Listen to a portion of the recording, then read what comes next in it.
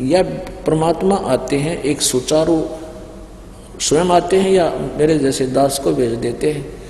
ज्ञान वही होता है, परमात्मा विधान वही होता है, अप्लीकेबल वो खुद भी करते हैं, अपने नुमाइंदे रिप्रेजेंटेटिव से भी उसको वो सुचारू करवा देते हैं, लागू करवाते हैं। तो पहले क्या होता था, जैसे शादी ब्याह होया करती,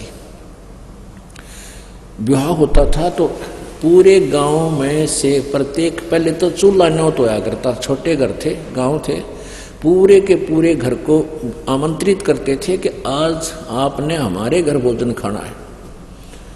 जिस दिन ब्याह होता था बेटे या बेटी का, तो क्या कारण था कि वो सभी भक्ति करते थे, साधना किया करते थे, और इसी प्रकार उन्होंने अपने समागम शुरू किए थे। भाई एक आध्यात्मिक अनुष्ठान भी करते थे, जोत तो अभी भी लगाते, भंडार जब करते हैं ना, ये विवाह शादी में जब जलेबी लाडू बनाते हैं कहीं रखते हैं तो जोत अब भी जलाते हैं उसमें।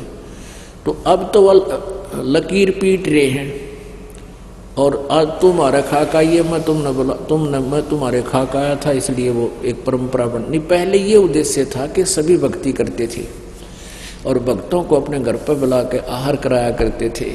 तो ऐसे फिर वो कभी उनके होता था, वो भी यही लालच करते थे कि सारे भक्त आवें, भगवान की यहाँ चर्चा चलावें, अन्न खावें, संत को खिलाने का लाभ मिले।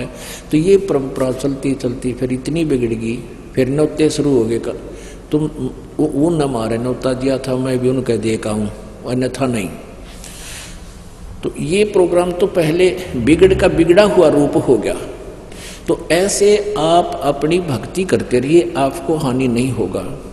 जैसे ये दास आपको मना करता है कि जो कोई धार्मिक अनुष्ठान करते हैं, आन उपासना करने वाले, वहाँ आपको नहीं जाना चाहिए, उस दिन आहार नहीं करना चाहिए वहाँ पर, क्योंकि उस दिन वहाँ जाने में आपका सहयोग होगा उस शास्त्र विरुद्ध साधना में। गीता जी अध्याय नंबर 16 के श्लोक नंबर 23 में कहा कि शास्त्र विधि को त्याग कर जो मनमाना आचरण करते हैं,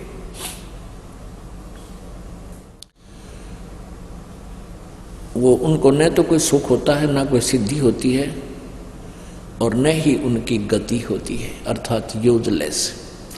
तो जैसे